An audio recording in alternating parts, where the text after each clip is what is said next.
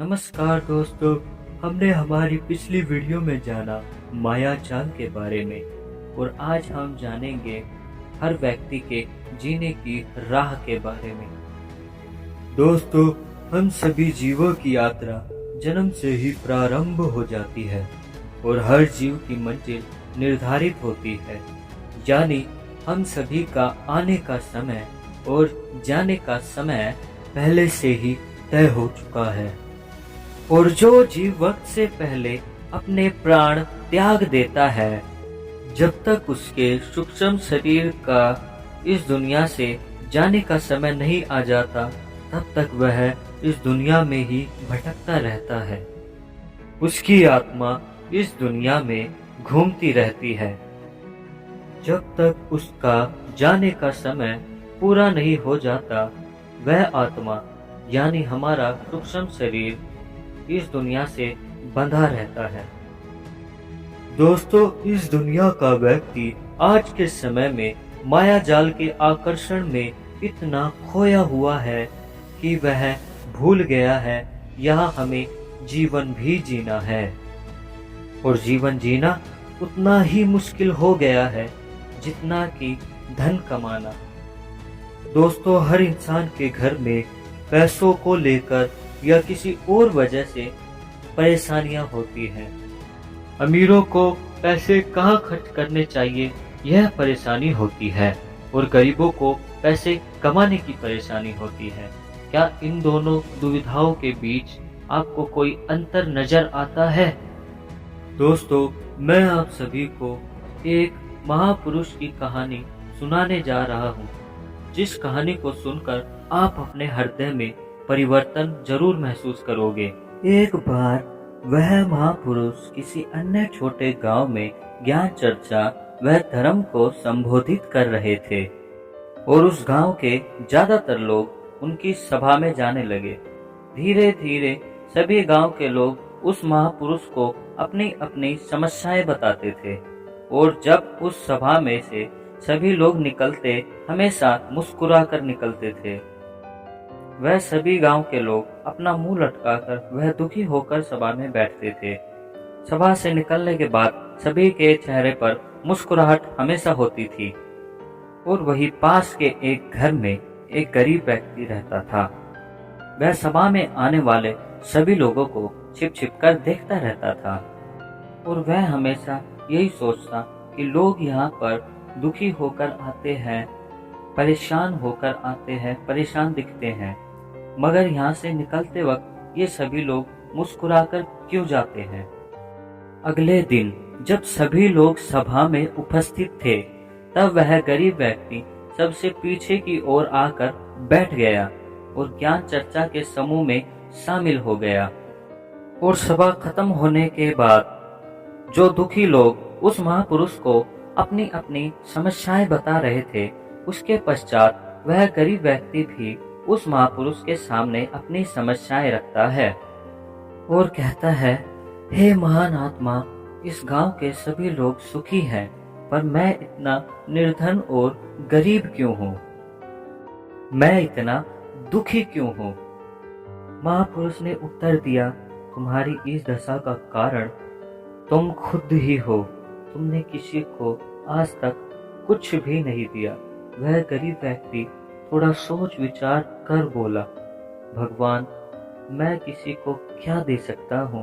भला मैं तो इतना गरीब हूँ कि मेरी दशा देखकर तो मेरे पास कोई आता भी नहीं है। वह महापुरुष मुस्कुराया और बोला, तुम बहुत भोले और नादान हो।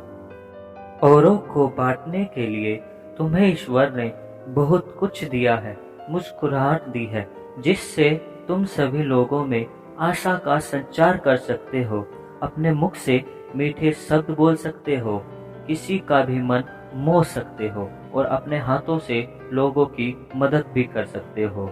यह सभी बातें सुनकर उस गरीब व्यक्ति ने उस महान आत्मा को प्रणाम किया, और वहां से खुश होकर वह समस्या मुक्त होकर खुशी खुशी अपने घर की ओर निकल गया।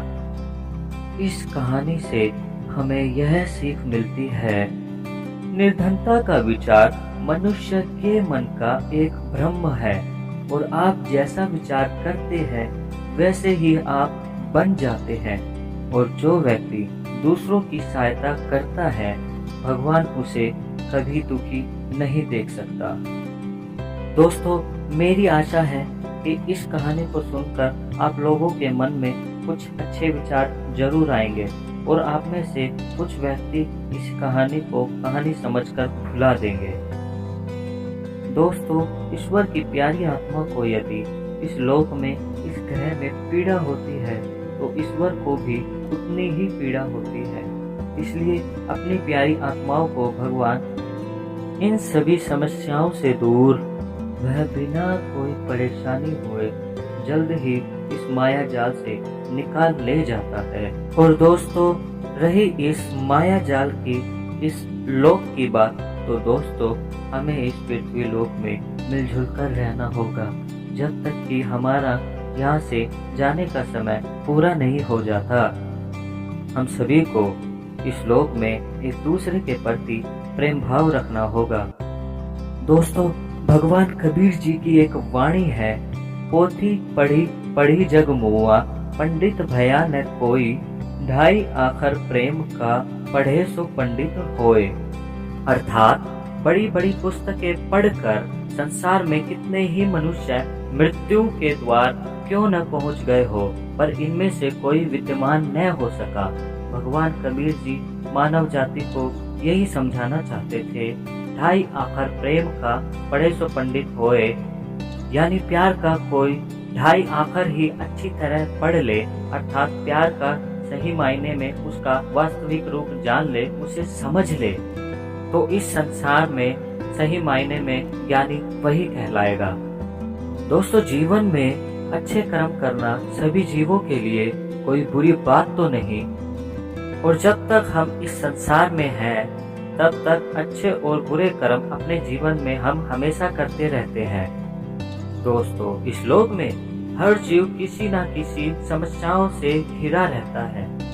हर घड़ी और हर समय बिना संघर्ष के जीवन कुछ भी नहीं है। और दोस्तों, इस संसार में क्रोधित लोग आप लोगों को बहुत मिलेंगे। जो अधिक क्रोधित व्यक्ति होते हैं वह असल में खुद को ही चोट पहुंचाते हैं। प्यारे दोस्तों, मैं आपको पुराने समय की एक कहानी की ओर ले चलता हूँ। आइए चलते हैं कहानी की ओर। एक छोटे से गांव में एक बंजारा रहा करता था। वह बंजारा अपनी बैलों पर गेहूं, चावल, बाजरा आदि लाद कर एक गांव से दूसरे गांव में जाकर उन्हें बेच देता था। और उस बंजारे ने एक गांव के एक सेठ से कर्ज व पैसे उधार ले रखे थे, और जब उस सेठ का कर्ज देने का समय आया वह नहीं दे पाया। उस सेठ ने उसे काफी फटकार लगाई और दबाव दिया और उसे बोला, मुझे मेरे पैसे अभी चाहिए, तुम्हें बहुत समय हो गया है। बंजारे के पास एक कुत्ता था। बंजारे ने बोला, सेठ जी, आप ये मेरा कुत्ता रख लीजिए जब तक कि मैं आपका कर्ज न चुका दूं। आप इसे अपने पास ही रख लीजिए। और उस सेठ ने बोला, ये कुत्ता मेरे किस काम का? बंजारे ने सेठ से बोला, जी ये जानवर बहुत गुणवान है, आपके घर में किसी चोर उचक्के को नहीं घुसने देगा। कहने को तो यह जानवर है, मगर मैं इस कुत्ते की सूझबूझ से बहुत हैरान हो जाता हूँ। सेठ ने मन ही मन दया का भाव कर उस कुत्ते को अपने पास रख लिया और बंजारे को वहां से जाने दिया। अगले दिन रात के समय सेठ के घर में चाकू व बंदूक लेकर कुछ लुटेरे आ जाते हैं। सामने वो कुत्ता उनको देखकर आंखें बंद करके वापस से लेट जाता है। उस कुत्ते ने यह सोचा, अगर मैंने आवाज की और भौंकना शुरू किया, ये मुझे तो मारे ही मारेंगे और साथ में सेठ जी को भी गोली मार देंगे। रात के समय वह चोर चुपचाप वहां से कुछ सामान लेकर फुर हो गए। उस वक्त से थोड़ी देर पहले वह चोर सेठ जी के कमरे में जब घुसे थे, उस कुत्ते ने अपनी चालाकी से सेठ जी हमेशा अपने पास एक थैला रखते थे। उस कपड़े के बने थैले को उस कुत्ते ने सेठ के घर के पिछले वाले हिस्से में गड्ढा खोदकर उसे छिपा दिया। सुबह के समय सभी उठे और गांव के सभी लोगों को यह खबर मिली कि सेठ जी के घर में चोरी हो गई है। सभी गांव वाले सेठ जी के घर में इकट्ठा हो गए और सेठ जी अपना सर पकड़ पकड़ कर रो रहे थे और बहुत परेशान होकर लोगों को बता रहे थे, आज तो मेरा लाखों रुपए का नुकसान हो गया। हे भगवान! वह कुत्ता उस सेठ की धोती पकड़कर अपनी ओर खींचने लगा। सेठ जी ने सोचा भूख के कारण यह ये कर रहा है। कुत्ते ने फिर से एक बार भौंक कर सेठ जी की धोती पकड़ी। गांव का एक समझदार व्यक्ति बोला, सेठ जी, ये कुत्ता आपको अपनी ओर खींच रहा है, शायद ये आपसे कुछ कहना चाहता है। तभी कुत्ते ने सेठ जी की धोती को छोड़ दिया और जहां सेठ जी का वह कपड़े वाला बैग छिपाया था उस तरफ चल पड़ा। गांव वाले और सेठ जी भी उस कुत्ते के पीछे पीछे गए। कुत्ता दौड़कर उस जमीन पर खुदाई करने लगा जहां उसने सेठ जी का थैला छिपा रखा था। उस कुत्ते ने कपड़े का बना थैला उस सेठ जी के पैरों में आकर रख दिया और सेठ जी ने उस थैले को खोलकर कहा, हे भगवान! आज इस जानवर ने मेरा लाखों रुपए का नुकसान होने से बचा लिया। उस थैले में सेठ के पूर्वजों के दिए हुए सोने व चांदी के रत्न थे जो कि बहुत ही कीमती थे। प्रसन्न होकर भावुक होकर सेठ जी ने बंजारे को एक चिट्ठी लिखी। चिट्ठी में लिखा यह है, इस प्यारे जानवर ने तेरा सारा कर्ज उतार दिया है। मैं तेरे कर्ज को माफ करता हूँ और साथ ही तुम्हें तुम्हारा ये जानवर लौटाता हूँ। यह सब लिखकर सेठ जी ने उस कुत्ते के पट्टे में उस चिट्ठी को बांध दिया और प्यार से उस कुत्ते के सर पर हाथ फेर कर बोला, जाओ अपने असली मालिक के पास, मैंने तुम्हें आजाद किया। कुत्ते ने सेठ जी के पास से दौड़ लगाई और उस बंजारे के पास दौड़ा दौड़ा चला गया। बंजारा एक बरगद के पेड़ के नीचे बैठा हुआ था। उसने दूर से अपने कुत्ते को वहां से आते हुए देखा और वह सोचने लगा, इस कुत्ते ने तो मेरी नाक कटवा दी। ये वहां से भाग आया और सेठ जी ने मेरे बारे में क्या सोचा होगा कि उस बंजारे ने उस कुत्ते को सिखाकर भेजा होगा कि भाग आना मेरे पास में। और दोस्तों, पहले के समय में हर मानव जुबान का बहुत पक्का हुआ करता था, इसलिए मूल्य का लेन देन आगे भी उनका चलता रहता था। उस बंजारे ने क्रोध में आकर उस कुत्ते को गोली मार दी, शूट कर दिया और कुत्ता मर गया। और बंजारा अपने कुत्ते से प्यार भी बहुत करता था। दौड़कर उसने उस कुत्ते को गोद में उठा लिया। कुत्ते को अपनी बाहों में लेकर जोरों जोरों से रोने लगा। बंजारे की आवाज से पूरा जंगल गूंज उठा। तभी बंजारे की नजर उस चिट्ठी पर पड़ी जो कि कुत्ते के पट्टे से बंधी हुई थी। उसने चिट्ठी को खोलकर पढ़ा, तेरे इस प्यारे जानवर ने तेरा सारा कर्ज माफ करवा दिया है। मैं तेरे इस जानवर को आजाद करता हूँ और तेरा सारा कर्ज माफ करता हूँ। यह सब पढ़कर बंजारा कूद कर रोने लगा, पेड़ों में टक्कर मारने लगा और थोड़े समय बाद उस कुत्ते के शरीर को उस बंजारे ने जंगल में दफना दिया और उसने अपने वफादार कुत्ते की याद में पाटन जिले के रागनपुर में एक समाधि बनवा दी। कुत्ते वफादार ज़्यादा क्यों माने जाते हैं, वह दौर यहीं से शुरू हुआ था, इसी कहानी से शुरू हुआ था। प्यारे दोस्तों, इस कहानी से हमें यह सीख मिलती है और आपको सीखनी भी चाहिए, क्रोध में किया हुआ कार्य कभी भी सही नहीं हो सकता। इसलिए बिना सोचे समझे आप लोगों को कोई भी कार्य नहीं करना चाहिए और जब तक जीवन है हमें प्यार से रहना होगा।